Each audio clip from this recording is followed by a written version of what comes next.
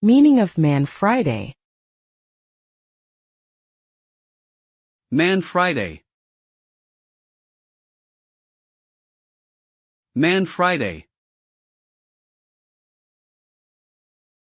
Noun.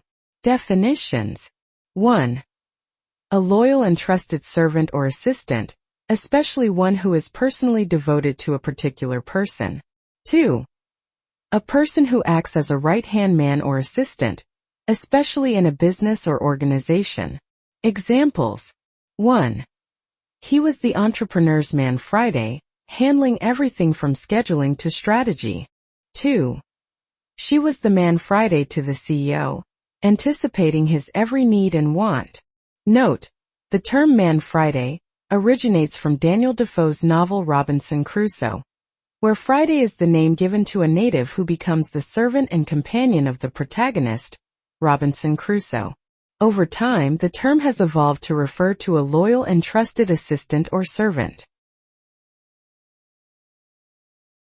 Man Friday.